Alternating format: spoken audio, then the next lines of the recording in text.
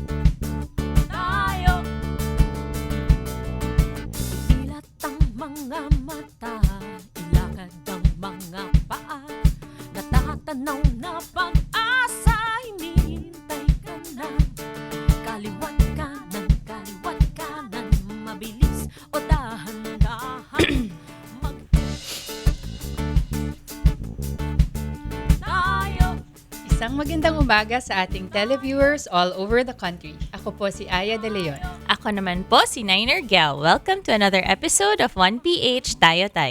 Ito ang programa kung saan binibigyan natin ng pansin ang mga mahahalagang environmental issues na kinakaharap ng bansa and how we can help stand with nature.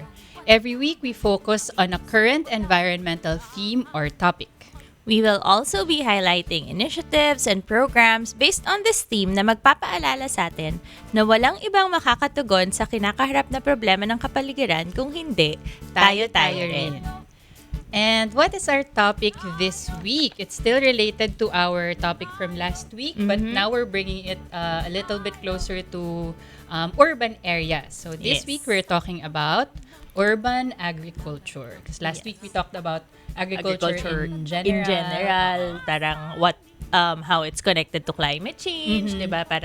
Rather, how climate change impacts agriculture in general. And diba? medyo siguro rural, parang mas rural agriculture yung pinag-usapan natin, yung industry, the activity as a whole.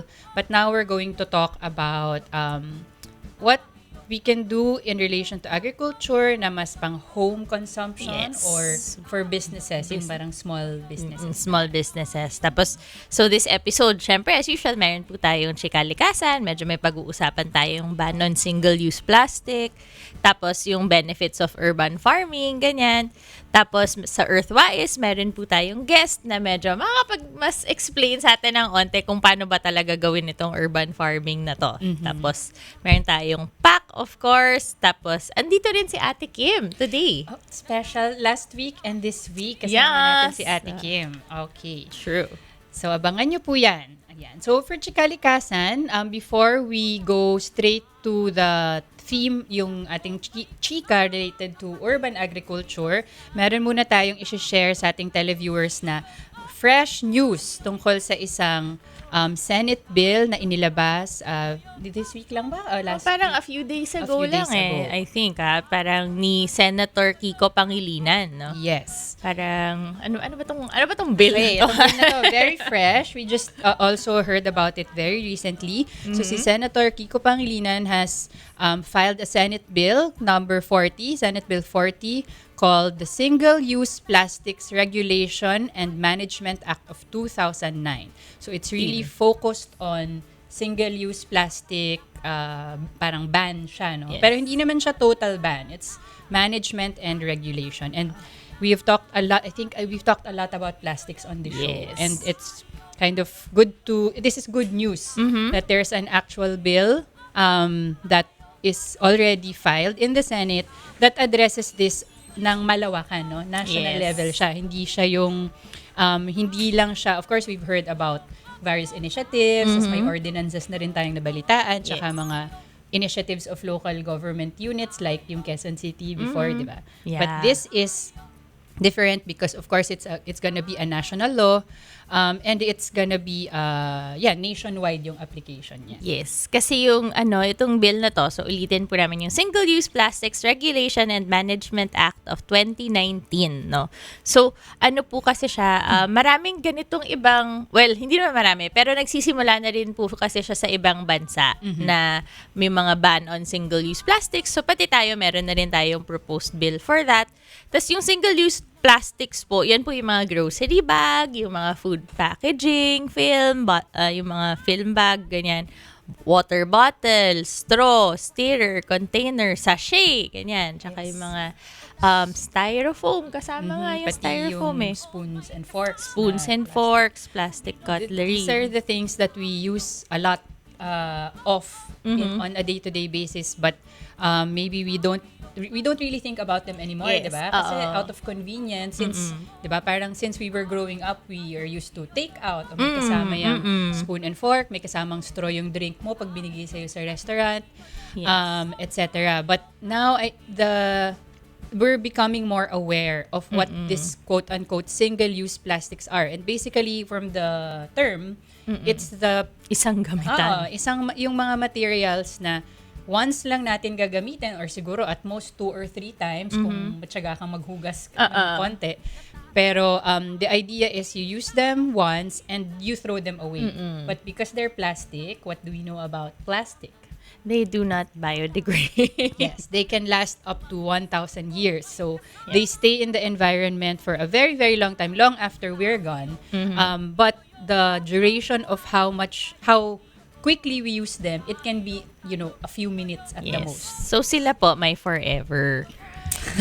Almost forever. Almost forever. So this bill is in response to the really critical issue of increasing plastic waste in the Philippines, and we know I think we've talked about this also in relation to marine pollution, especially, 'di ba, na our plastics are going into the oceans. We're one of Yes. the top marine polluters in the country in terms of plastic waste going into the ocean. So syempre may ban na, gusto nga po i-ban na yung single-use plastics. Pero syempre hindi naman siya hindi naman siya automatic, 'di ba? Kasi meron po mga plastic diyan. Kung ibaban pati yung importation tsaka manufacture, meron po mga plastic diyan na andyan na, no? So parang nabili na, kailangan mai-dispose or mai-dispose in the sense na mabebenta pa siya or gagamitin pa ng consumer. So may 1-year period po for that. Tapos ang gusto po nila yung mga plastic na yon, yung plastic na manufacture na or in circulation na,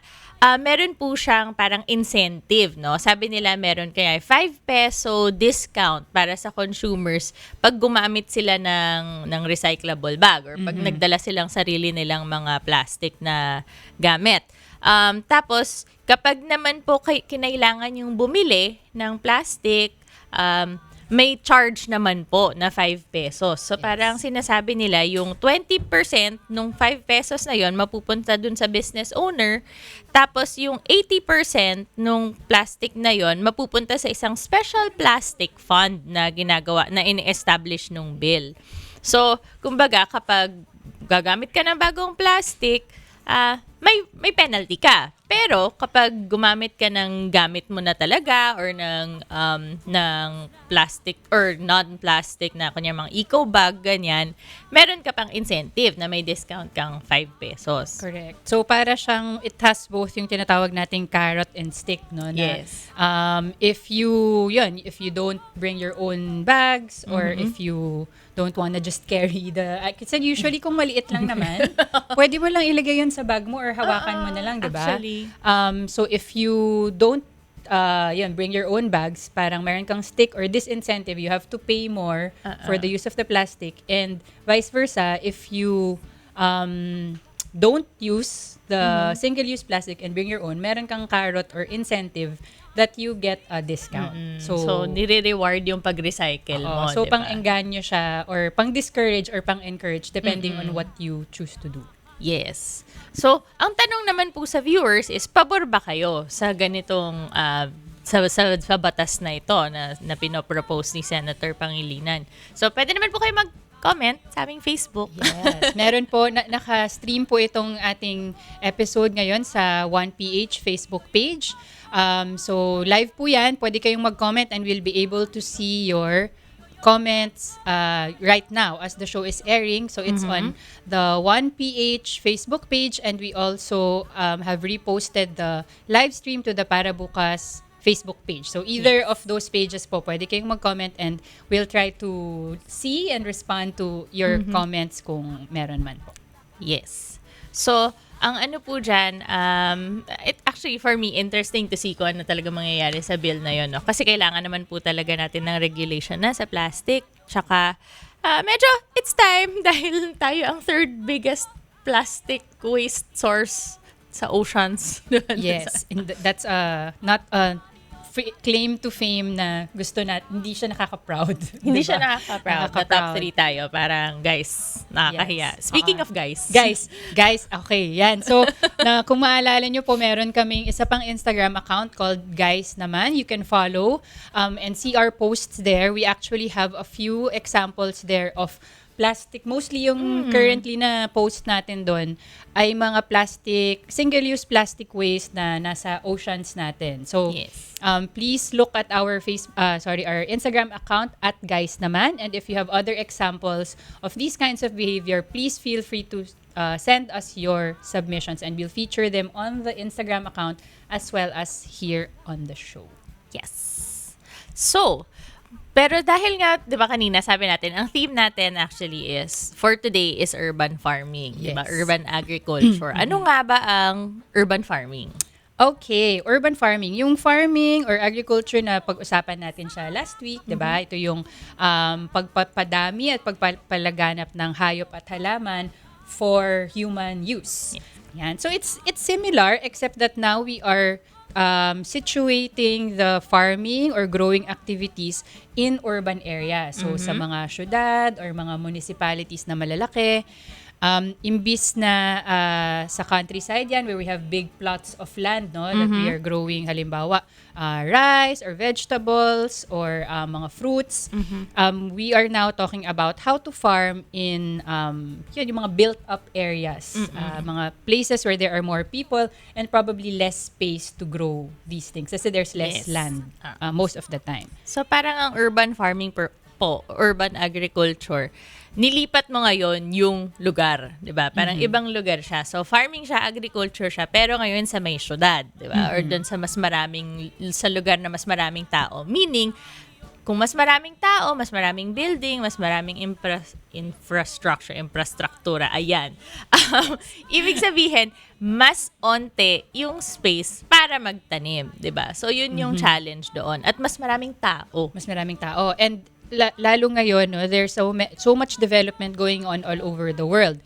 And it's actually, yung term na natin dyan is rapid urbanization. Na the more countries develop, the faster the areas are urbanizing. So, being transformed from mas open or parang yung mga, yun, tinatawag natin na parang provincial or hindi pa masyadong masisikip na lugar at ngayon mas pasikip na sila ng pasikip, lalo sa developing countries in Africa, Asia, and Latin America. And with this rapid urbanization, nagkakaroon din ng rapid increase in urban poverty and urban food security.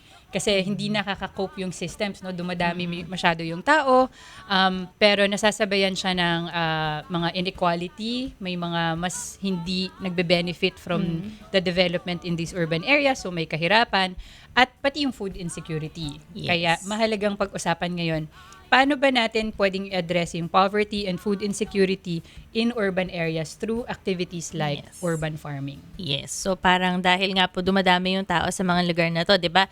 Yung mga tinatawag nilang mega city yan yung mga population, more than 20 million in that vicinity, in that area.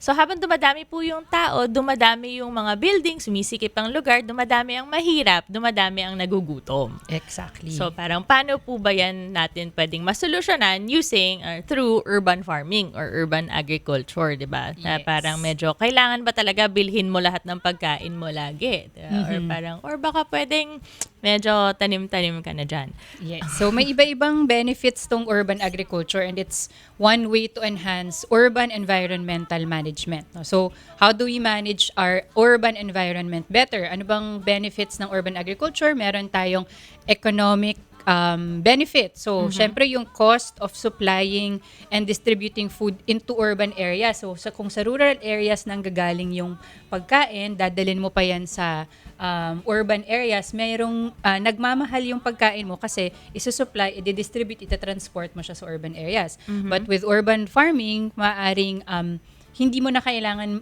sa malayo kuhanin yung pagkain mo kasi nandun na sa either sa backyard mo, sa garden mo, or sa community mo nang gagaling yung pagkain. So, may economic benefits siya. Yan. Tapos meron din siyang social benefits. Siyempre, di ba? Parang poverty alleviation, social inclusion, ganyan, ng urban poor or tsaka yung mga kababaihan. Tapos yung pag-green, di ba? Dadami yung green dahil dadami ang halaman. So, greening ng city, productive reuse ng mga urban waste for your farming, ganyan. Tapos, syempre, ano rin siya, yung sa disaster risk reduction tsaka adaptation to climate change, no? Parang may tulong din siya. Oo, baka yan yung isang hindi mo agad marirealize na pagka nagtanim ako sa sarili kong bakuran or dito sa community ko, how do you actually help with climate change impacts? But actually, urban agriculture and urban forestry both contributing nga to disaster risk reduction and adaptation kasi madaming dahilan, no? So nare-reduce niya yung runoff ng lupa pag umulan. Kung may mga tanim ka dyan na either puno or iba-ibang tanim, the soil is kept intact kahit umulan. So nare-reduce niya yung runoff. So may effect din yan sa pag-iwas sa pagbabaha. At saka yung pagbaba ng temperatura, ang init-init na ngayon sa buong mundo, di ba? Sabi nga, it's the hottest ever. Ang daming heat wave, pati sa Europe, may mga, it's a crisis now in terms of the heat. So, pag mas madaming halaman sa urban areas, imbis na puro concrete, puro semento yung nasa paligid natin, nakakatulong sa pag-manage ng hotter temperatures ang mas madaming halaman. Yes.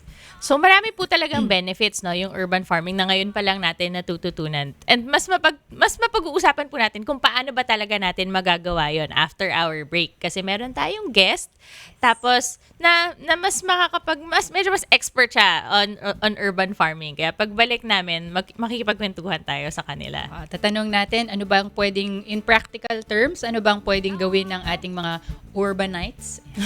Mga urban dwellers, mga nakatira sa urban areas. Ano ang pwede nilang gawin in practical terms tungkol sa urban agriculture, at pwede pa rin natin tanongin yung guest natin, ano pa bang ibang benefits ng farming in urban areas? Yes. So stay tuned po for the next segment, Earthwise, kung saan mapag-uusapan pa natin ang urban farming. Magbabalik ang tayo makalipas ang ilang sandali. Mag-isa o may kasama, kapatid, kumilos na.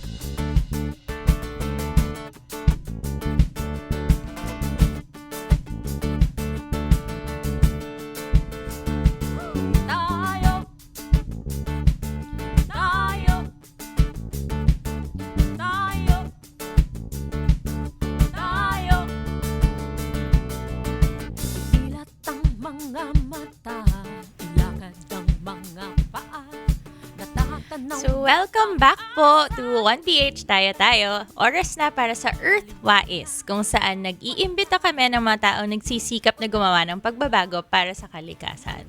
Yes, and today we have our guest is really the perfect person to tell us more about urban farming and urban agriculture. Ang kasama po natin ngayon ay si Carlos Sumawang, the founder of Manila Grow Kits. Good morning, Carlo. Good morning po. Good morning po sa mga tagapakinig tsaka sa mga nanonood po. Good morning. Thank you for joining us on this early Saturday morning. Thank you for having us. Thank you. So we're going to ask you a bit about urban farming muna in general, and then later on we'll ask you to tell us about Manila Grow Sure. Kits. So, I think yung isang maaring concern ng mga viewers natin na if they're interested to get started, paano ka ba pwedeng magkaroon ng sarili mong urban farm or urban garden kung ikaw ay nakatira sa syudad? Like, how does one get started? Sure. Usually, ang consideration pagka nag-urban gardening tayo, meron actually basic na 5 na kailangan nating alalahanin. First talaga is sunlight because it's really hard for you to grow anything lalo na sa urban setting pagka wala kang sunlight.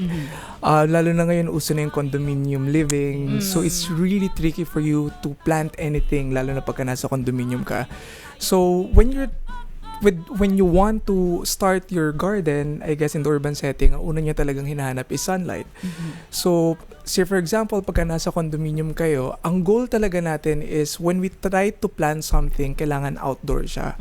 So, pagka nasa condominium, ang best bet natin is the patio, or kung meron tayong veranda or terraces, doon natin siya ilalagay. Pero kung wala naman, ang next best thing natin is yung mga window sills natin.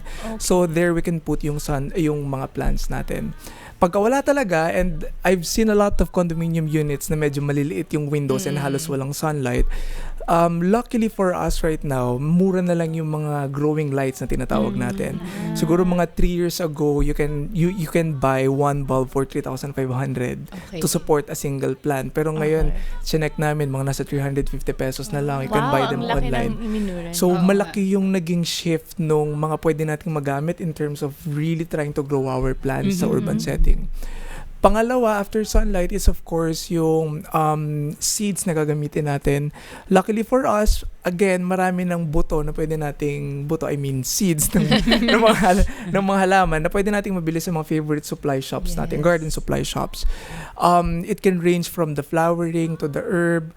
Wala naman masyadong technical differences about it as long as, of course, hindi ka magta-try magpalaki ng mangga sa loob ng condominium. Good Yung luck. hindi cash So sa loob it's ng more of bahay. like really trying to choose kung ano yung plants suitable for a condominium setting. Okay. On top of my head, pagka urban gardening, it has to be like the herbs. Ang pinaka sikat sa amin is basil because it's really easy to grow. Literal, ipitik mo lang siya sa lupa, lumalaki yan. Mukhang yun ang makakasundo ko. Ayun. Or kung gusto nyo naman, succulents, yun yung medyo uso rin. Pero I mean, succulents kasi it's really easy to grow. Seeds, sunlight, of course, how you water your plants is really important. Yung iba, ang kala nila, the more you water your plants, the more chances of winning. Actually, hindi talaga. Parang familiar yung mga ganyan issues. So kung medyo tinatamaan po kayo, I'm here to help. But usually with watering your plants, what we usually recommend is you water them twice a day. So early in the morning and a little bit afternoon. We strongly discourage people to water their plants during midday. Yung iba kasi nagwater ng midday, nagugulat sila kinabukasan lanta na. It is because usually nasashock yung mga halaman. Because during midday, that is basically the hottest part of the day. And then when you douse it with water, nagugulat yung system ng plants and then they die. I'm so sorry. Parang yung temperature shift masyadong So sorry. extreme. Ganun Exactly. ba? Okay. And then, isa pa is yung pot that you are using, kung saan nyo sa nilalagay. Usually, nakakalimutan ng mga tao na you really have to consider kung gaano kalaki yung pot na gagamitin mo. Why? Because apparently, masyadong smart yung mga plants. If your plants, yung root system ng plants natin, tumama na siya ron sa wall ng plastic pot ninyo, it will signal the plant to stop growing. So, ganun sila. Dami kong natututunan. I know, just right? in the Kasi last ano 2 siya, minutes. it signals them. Why? Because the plant would actually grow kung alam niyang kaya pa niyang mag-grow. Pero kung nafe-feel niya na medyo overcrowded na yung roots, it would stop growing. So yung iba, minsan kinakalimutan nila, they've planted tomatoes, say for example, and ilalagay nila sa maliit na paso. And then they're wondering bakit walang prutas or ang liit nung tomato ko or yung plant ko. It is because hindi mo siya nilagay sa tamang pot. And then lastly, and most importantly, I think, is space. If you're trying to grow a plant, you really have to consider kung saan mo siya ilalagay. Marami tayong plants that you can grow in the urban setting, but you have to consider kung anong klase sila. Yes. Meron kasi like tomatoes, creepers ang tawag doon. They gumagapang. So you have to consider that. If you're trying to grow tomatoes sa loob ng condominium, it will be very hard for you to fix it. Saan siya gagawin? Yeah. Saan siya gagawin? So, at the end of the day, it's really trying to be smart kung ano yung meron kang space, sunlight, and kung ano yung mga pwede mong itanim. That's basically encompassing yun yung urban So it gardening. takes strategic siya. so it takes a bit of research din, no? Na, Yes, research. Kasi a lot of people now, yeah, I think really interested, us included. Yeah, Because I in hope. our office, we've been trying. We have But killed many plants. parang, and it doesn't seem that complicated. It's just that you have to, yun yung mga binanggit mo Sure. na components. Oo. You just have to think about them before you start. So to avoid killing Yes. unintentionally. To avoid the Unintentionally, heartaches. Oo. Parehong masakit para sa kanya at para sa sa'yo. atin. And what's surprising is we've been promoting urban gardening for the longest time. And ang dami namin na-encounter na hindi ko kaya magtanim because I have a black thumb. Yes. Truth of the matter is, we strongly disagree with people who says that they have a black thumb. But it's just a matter of having all the correct things for you to start your gardening and of course, a proper mindset. Because of course, pag unang mong mindset is hindi ako makapagpalaki, hindi mo talaga mapapalaki yan to begin with. Tsaka baka na-vibes nung plants yung Yes, yung and sabi na, pagkanega mo. hindi ako alagaan nito and then I'll just die. Oo So nga. it's just like that. Good, that's a good segue, Carlo, to yan. Okay, people are now thinking about yan, space, sunlight, Sure. etc. But I think you can tell us now about Manila Grow Kits. It sounds, I don't know yet what it is, but it sounds like a way for people interested to get started. So Yes. please tell us. So, again, I'm representing Manila Grow Kits. We are a small company based here in Metro Manila. The objective of the company is basically, bago po kasi kami nag-start noong 2015, nagkaroon kami ng maliit na research lang. And then nagtanong kami ng 100 respondents kung simple lang, ano yung tingin mo sa farming and agriculture in general. So, kala namin maganda yung lalabas. But as it shows, almost 80% of people living in Metro Manila, walang pake sa agrikultura or sa farming. Yung ibang nakuha naming feedback, sabi nila pangit daw ang farming or hindi namin ma-post sa Instagram Oh, or wow. Wow, mahirap. talaga? Yeah, they're very particular on how it will fit their lifestyle. Okay. So having that particular insight in 2015, we launched Manila Grow Kits specifically for one reason, to change the mindset of people towards farming. Ang sabi nila sa amin, farming is not maganda raw or hindi mo ma-post. That's why all our packaging, we tried our very best na pwede siyang i-Instagram. Ayun yung number one consideration nila. Pwede ba namin i-post yun sa But Instagram? that's so interesting na kasama yun sa, parang, kasi when I think about farming, it's Sure. about parang feeling a need, diba? Like Exactly. for food or for more greens, oxygen, ganyan, pollution. Pero hindi sasagi sa isip ko yung mapopost ko ba Oo, siya. na But parang Exactly. at aesthetically pleasing ba siya, di ba? Totoo Parang yan, ganun. totoo so, yan. ang galing na may research kayo that showed what people will resonate with, diba? Exactly. And that's what you're responding to. And another thing na dun sa research namin, ang sabi nila, a lot of them wouldn't want to start farming kasi ang hirap daw. Saan ako bibili ng buto? Saan ako bibili ng lupa, ng paso? Okay. So having that insight, sabi namin, bakit hindi na natin ilagay lahat sa isang box for it to be convenient for them to start growing? Like So that's what we did. So Correct. lahat po nung kits namin has everything you need to start growing your plants. Wala lang po siyang, syempre dadagdag nyo na lang love and affection, tubig and Sunlight. attention, and sunlight. Yun hindi po namin kayang ilagay sa box. But all our kits has everything you need to start growing your plants. So, you just open the boxes, lahat po ng materials nandun sa loob. And then, sabi rin nila sa amin, ang hirap magpalaki ng halaman. It's really impossible for me to grow something. That's why lahat po ng kits namin may instruction manual. What funny is, when we started in 2015, yung instruction manual namin was one whole sheet of paper, puro words. And then sabi nila sa amin, no one reads now. That's Oh why my we gosh. Yes, no one reads now. They want figures, Instagram only. visuals. So, Ako na magpa-farm for you. Exactly.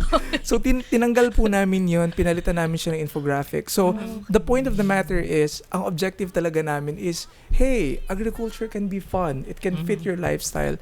So, we've been pushing that idea since 2015 and we're very happy to say na marami po kaming natulungan na mga first-time growers and would post sa Instagram na may kamatis na sila or yung iba nakapagpalaki na ng ampalaya, which is very hard to begin. Oo, Totoo pero po yan. yun yung motivation ng iba na success stories. Yes. Pero yung entry point po namin sa Manila Grow Kit is at the end of the day, hindi naman kukunin ng tao yan kung hindi appealing sa kanila. Kaya ang pasok po namin is kailangan visually appealing for them to pick it up from the shelves. Right. Kasi kahit gaano kagandang advokasya mo in pushing people to farm, not unless they pick something from the shelves, wala pong mangyayari dun sa advocacy. So it comes from an insight that we had, and we've been trying to push the idea talaga for people to start growing. Kaya to make it less intimidating, no? Parang Opo. ito, everything you need is in a box. Yes. Doesn't require more digging around or like Yes. going to 5 stores to get started. Nandito na lahat. Sure. Speaking of box, so Box. nagtatanong sila direct, pwede raw ba tayo magbukas ng box Okay. para makita kung ano Anong, Alright. anong laman niya? All right, I think I have one. So yung I don't know if you can see them, but we have different sizes. We started with a grow kit. Ito po yung plant kit namin. Okay. Ito yung kompleto talaga. And then, ang daming nag-i-inquire sa amin na corporate giveaways, pero ang sabi nila, wala kaming budget sa ganyang price. So sige, liitan natin. So we had a seedling kit. That's the reason of the different sizes. And then, ito po yung pinakamalaki namin. This is called the garden kit. Okay. So, ito na lang siguro yung bubuksan ko kasi ito yung meron akong, tinanggal ko yung label. But, the garden kit is basically a themed box. Okay. So, we call them salad garden, pizza garden. Okay. So, lahat ng plants that you actually need for you to have a pizza, say for example, is in the box. So, yan. Sige, ilabas ko lang. Ay, ang ganda naman. Alright. And then, okay. Sige, labas ko lang muna. I'll just, siguro, maglabas ko lang yung components. Sure. So we Pero can show. I agree, maganda siya tingnan. Parang Oo. itsura pa lang, gusto ko na siyang buting-tingin. Thank you. So, inside every kit is of course very basic. We have the coconut coir pots. Okay. The reason why we chose this one is because it's biodegradable. Other than sa mga nag-offer ng kits, they use plastic and we strongly discourage it. Why? When you water your plants, pagka hindi nag-drip down, nabubulok yung roots, namamatay yung plants. Okay. So, pagka kunyari nag-water kayo dito, it just drips down. So, hindi kayo Porous na mag-overwater. And then, of course, you have your potting mix. Yung potting mix, ang sa reklamo when we launched was, ayaw namin ng malagkit yung lupa sa kamay. It's true. It's funny, but it's true. But so what we did, we reformulated. I think we're on our 7th reformulation Wow. of the mix. It's actually porous, hindi siya malagkit. It's easy for people to usefully touch it. And what's nice with this one is each kit is measured everything na. So ito actually measured na siya for this pot. So you just have to open it and then just pour it inside. And then of course, you cannot plant without seeds. Yes. So, alright, okay. Mahirap siyang kunin. But, dun sa garden, it has 4 seeds. Okay. Again, I think itong dala ko is salad. So, lahat Okay. ng plants for you to come up with the salad, andito. So, I have cilantro, hot pepper, basil, and then tomato. So, each seed packet actually has a different number of seeds. Depende yan. Usually, pag flower, 4 yung nilalagay namin. Pag basil, sobrang dami. Okay. The reason for which is at least you can have many tries kung hindi man mag-germinate yung Okay. seeds niyo. Each kit, ang kailangan mo lang is 4 seeds to start. Okay. That's why we've put a lot of extra seeds para if ever hindi mag-germinate, which happens naman talaga, you can still resow. Okay. And then of course, we have fertilizers inside. We're very proud to say that all our kits, lahat ng components niya are organic in nature. So we're using organic fertilizers. Yung potting mix namin is organic fertilizer infused. So yun, we try to keep it as organic as possible. And some of them are actually wondering bakit may tongue depressor. This Or is not giant actually popsicle stick. Yeah, this is not actually a tongue depressor. It's a plant marker. So, Okay. one misconception ng mga tao is once they put a seed and then it grows, feeling nila maalala nila. Pero in ano reality nga is, siya. once it germinates, minsan magkakamuka lang yan. Okay. So, kunyari, at the end of the day, nag-expect ka that you'll be having a repolyo, pero yung pala kamatis, medyo heartbreaking yun. So that's why we included popsicle sticks or the plant markers so you can jot down the name of your plants. Okay. It also is an amazing experience for moms and daughters kasi it can be a creative activity between parents. So yan, that's basically it. Everything you need to grow is inside, except again, sunlight and water. And attention. And yung isa kong na-appreciate is that you really develop the idea and yun, yung materials, everything that's included in the kit based on your research. Yes. So you're continuously improving depending on the feedback or what Exactly. people are saying that they, like kunyari lang malagkit na lupa. Oo. Never ko ma-imagine na magiging issue yung malagkit yung lupa. Pero, Exactly. and na hindi, parang that you really, ano ba yan, you don't dismiss any of the feedback. Parang you really take it in and try to see how you can improve your product. Yeah. I was going to say, I really appreciated how responsive you are to yung customers nyo. And Yes. And then siguro to add, we, aside from the grow kit, we have actually expanded. One insight that we got last year is, paano kung kunyari yung condominium ko walang bintana at all, but I want to grow something. And we were tinkering with the idea, sabi namin, ano nga yung pwedeng palakihin na walang ilaw, maliban sa patatas. So we've come up with the idea of, why don't we launch a mushroom grow kit? Because basically, mushroom doesn't need sunlight for you to grow. Alright. So we came up with the idea, I think ito yung boxes namin for the mushroom grow kit. So we've launched it, and then sabi namin, why don't we push it further? One collaborator namin is si Coffee Bean, and I don't know if I'm allowed to say brands, but a coffee company here in Metro Manila. Ang sabi nila, ang dami naming coffee grounds na tinatapon. And sabi namin, hey, we can use that. So what we're doing now, we've collaborated with this coffee company, and then we're actually getting yung discarded coffee grounds and then converting them into coffee mushroom kits kasi pwede mo siyang gamitin to grow mushrooms. So more than storytelling and pushing agriculture, it's more of like an R&D na rin kami because we're actually finding ways for companies to utilize yung mga wastes nila and convert them into something useful for the urban gardeners. So that's what we've been very doing. interesting. Yeah. Parang you're growing things, helping people grow their own food, and you're also helping reduce waste from Yes. other areas. Yes. Ang galing. Ang It's dami a niyang very dynamic process. Siguro yung last, Carlo, before we let you go and enjoy your weekend, how do they, if they want to buy or they want to reach out, how do they get in touch with you or find you? All right. Since it's a millennial company, you can check us over at Instagram, Facebook. Facebook is /Manila Grow Kits. That's MNL Grow Kits. So talaga pong tinanggal namin yung vowels kasi millennial company nga siya. And of course, Instagram. Instagram at Manila Grow Kits. Sa Instagram po, we're very happy kasi dun sa Instagram showcase namin yung success stories namin. A lot of them, ayun nga po katulad ng sabi ko kanina, growing tomatoes, growing basil, and then they were teaching yung mga kids nila to grow patola na sobrang laki na. And yung iba minsan, pagka tinitignan namin yung mga pinost and tinag sa amin, alam mo, ang galing kasi like nakapagpalaki sila ng ampalaya. We've been trying. It's really hard. And then minsan nagjo-joke kami, feeling ko binilang to sa greenhouse or something. But it's that fun for us to see people actually harvesting food for them. Yung na-share ko po sa inyo is like on the parang top layer lang, but at the end of it, we're actually pushing for people to grow their own food. Yes. Kasi yun nga po, at least you help with the system na parang ano ba naman yung may kamatis ka na napipitas every day, right? So yun po yung ginagawa namin. You can check our website, lahat po nung plants namin, all 22 plants to choose from. Nice. Okay. You can check them from our website. It's manilagrowkits.com. Yung plants po namin ranges from vegetables, flowering plants, may fruit-bearing trees din po kami. May papaya yata kami ron. And yeah, and the very basic, herbs, mints, basil.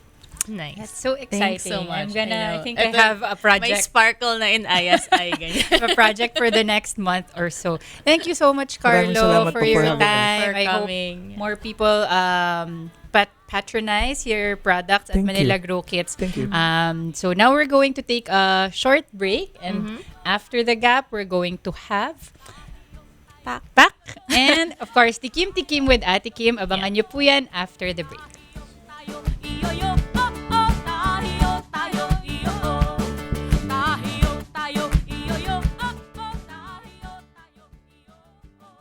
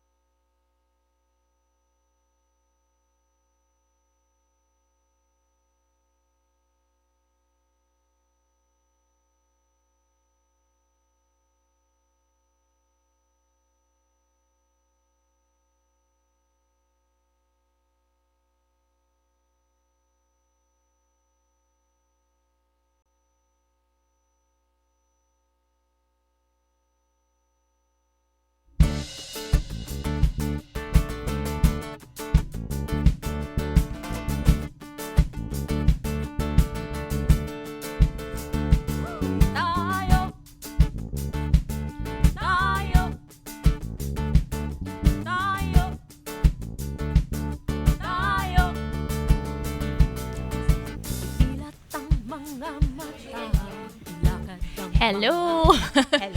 Hello! Welcome back po sa 1PH Tayo with Aya and Niner on this medyo gray Saturday morning. Kaya parang medyo antok-antok kami guys. Pero nakakagising yung discussion kanina on Manila Grow Kits. So, I had so many more I learned so much from Carlo and Manila Grow Kits. And I had more questions, but I think we can just ask him later dahil wala na tayong oras. Carlo, marami pa kaming tanong, pero later. And I really love how they are, yun sabi mo, responsive to the consumers. Kasi parang may advocacy ka, pero kung in-insist mo naman without looking at what people are looking for, hindi din gagana yung advocacy mo. Kasi 'di ba parang kuminsan masyado tayong naki-carry away sa mga advocacy natin kasi 'di ba parang ako yan dala ko yan ganyan. Pero actually ang nakakalimutan po natin pag may advocacy tayo, kailangan makinig tayo, 'di ba? So parang at sabi nga nila millennials. They're a millennial company. They are really trying to target younger people. So yan, tayong mga millennials. It's our chance to start urban farming. Sige. Okay, now we're going to talk about our featured initiative for PAC. Okay, our featured initiative today, we're still talking about urban farming. But this time, we're going to feature naman an urban farming program of a city environmental office. And we've already featured Quezon City. So this is again Quezon City. We already featured the initiative ng QC Waste Management Office, I think, doon sa pag-trade-in ng mga single-use plastic bottles for reusable plastic bottles. So meron na naman silang isa pang magandang environmental initiative called The Joy of Urban Farming. Yes. So, yan. it's called Joy of Urban Farming dahil ni-launch siya nung Vice Mayor of Quezon City, si current Mayor Joy Belmonte. yes, so she launched it when she was still the Vice Mayor, but now she is the Mayor. Yes, so it's an urban agriculture project, no? So parang ini-encourage nila, parang pinapalaganap nila yung urban farming, especially of course within Quezon City.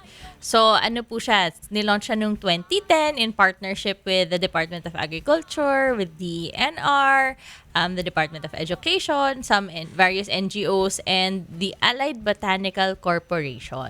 Yes, and it was initiated as a project of the Vice Mayor's Office, nung Vice Mayor pa si Mayor Joy Belmonte, and funded by the Vice Mayor's Office. It started from 3 demo farms only in Quezon City. But now, the city hosts, gulat ako sa statistic to.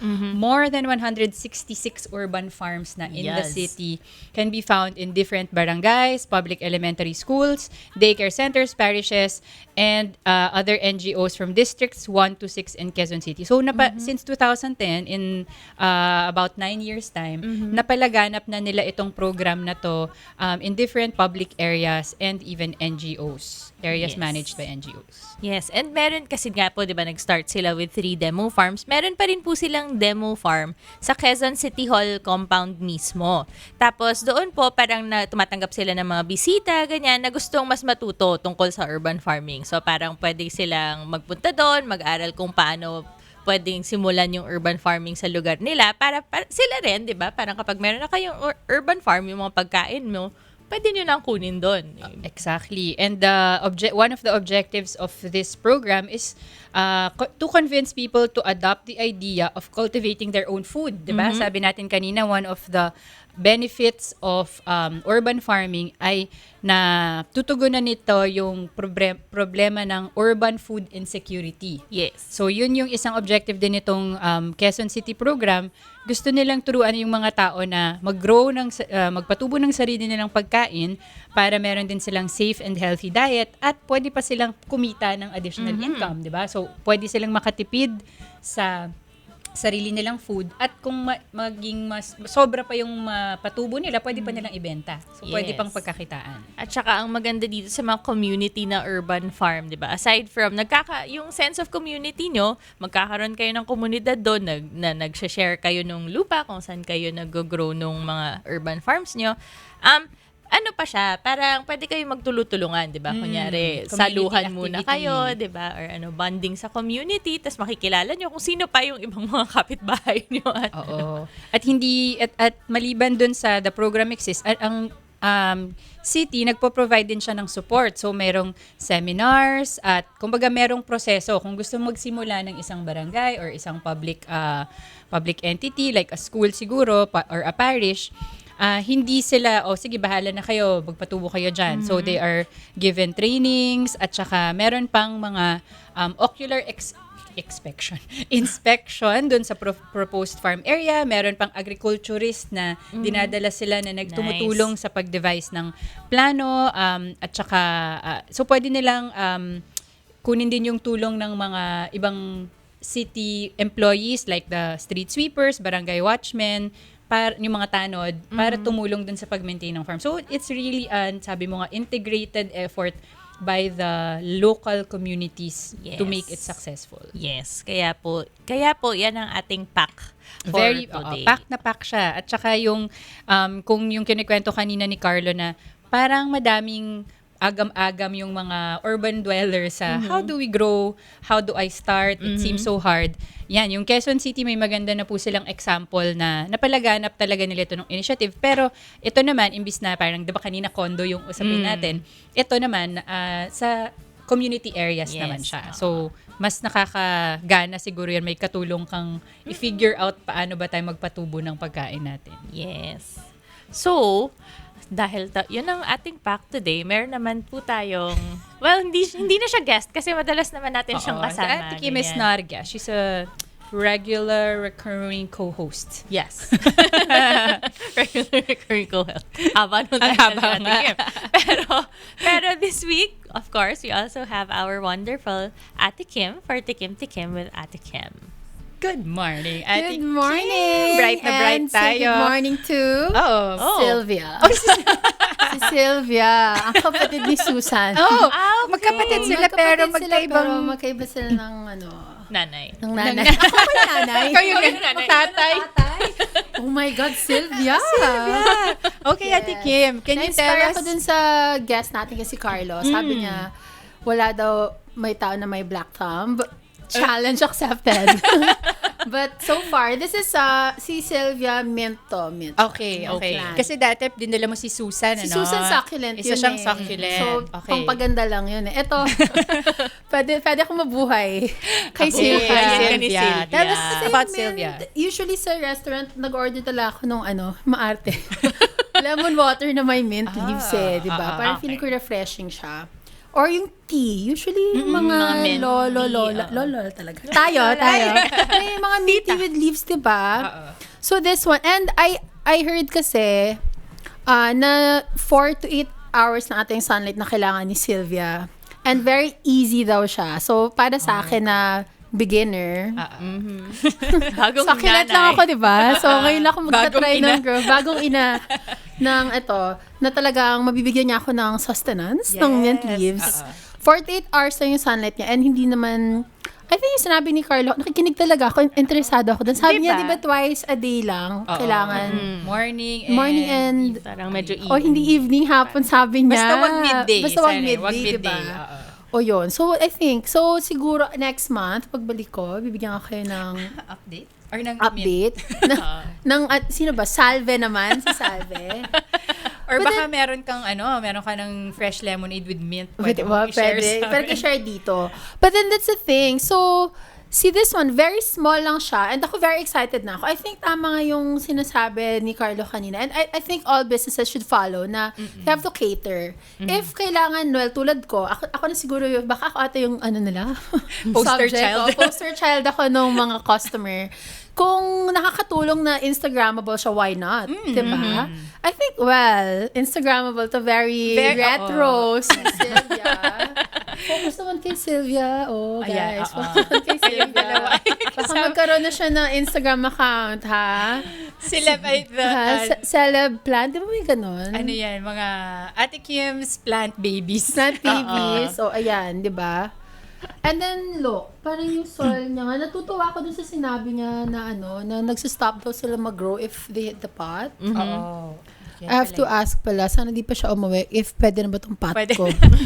Pwede mo mag-intern dun sa grow kits. Baka ano pa siya. Ha? Mukhang may space pa No, naman hindi na siya.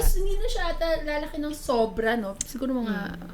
We'll find out. We'll find out. Hindi na mamatay siya. Hindi naman. Parang so, bilang new plant mom. Yes. Or like, plant mom the second time around. The second time around, oo. Ano ang benefits daw na mabibigay sa ni Sylvia? Like, why Honestly, although nagpapanik ako every time, talagang yung parang peace. Alam mo, parang pag nag-yoga, feeler ko talaga. Parang nakaka-enlighten, parang nakakatuwa. What more this one? Kasi yung mga relatives ko na friends na talagang meron silang garden, natutuwa talaga sila pag may bunga, di ba? Parang iba yung joy. Parang mommy ka talaga. Satisfying talaga Satisfying siya. And of course, this one, it saves you a lot. Lalo na ako na nag-iinarte, di ba, na mint tea with leaves, lemon water with mint. Ito na, may tubig ako, obviously. And then, ito Sabay na, like dukot. na. Yes, sabay dukot. Huwag naman. Wag pala ubusin Huwag yun. naman ubusin si Sylvia. Baka, Diyos ko, Paunti-unti. kalansay na siya pagdating ko dito ulit. Tsaka pang dagdag yan sa Jungalo natin. Sa jungle. Ate Kim. Yung dream natin na jungle. Oo, kailan ng jungle bungalow. But then, I think, yun na nga, kasi parang mayroon akong hoarder na parang gusto ko mint, basil, lahat yung mushroom kanina, parang Oh my gosh. na-typean ko yung I want mushroom, gusto ko nun. ko din But then I think yung first thing talaga is moderation. Kasi nagta-try out pa lang tayo and then gradually, mag-move on tayo dun sa papaya. Kita ko yung Sige. may Bearing yung lang. fruit Sige. bearing na. Kasi ito herbs pa lang to, di ba? Or maybe yung pang salad nga. Oo. Move on tayo doon. Yung parang, baby steps. Baby steps. And yes, sa Facebook, pero di pa na-accept yung request to join the support group. Please accept me. Ano nga yan? Merong support group for plant moms and dads. Oh, wow. Yes. So, Yung mga nagsisimula pa yung mga lang. nagsisimula pa lang. And very, very informative. Really? Yes.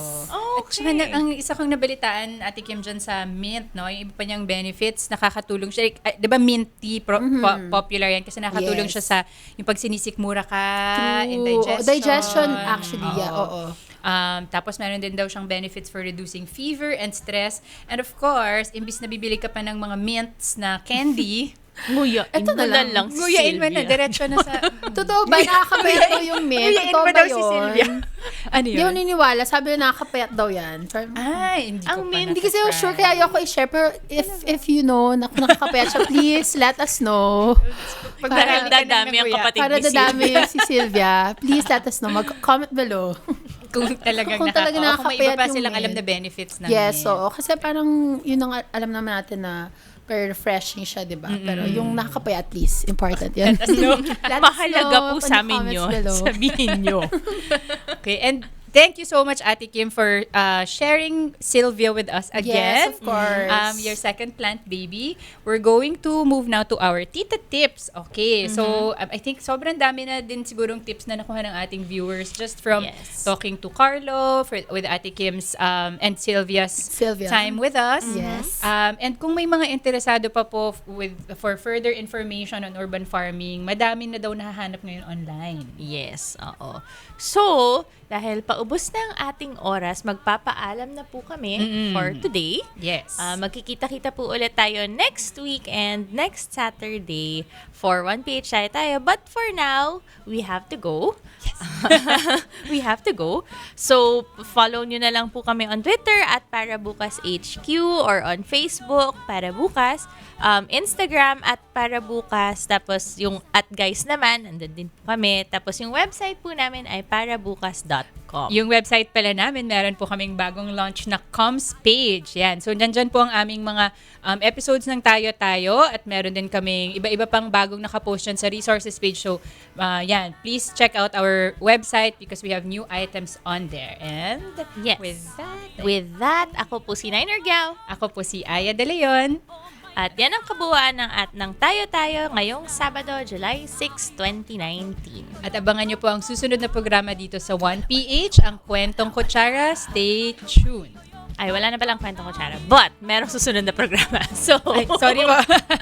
yes. So, ang susunod na programa, abangan nyo po. Samahan nyo ulit kami next week. 10:00 na naman dito sa 1PH. Tayo-Tayo. Bye! Mag-isa o may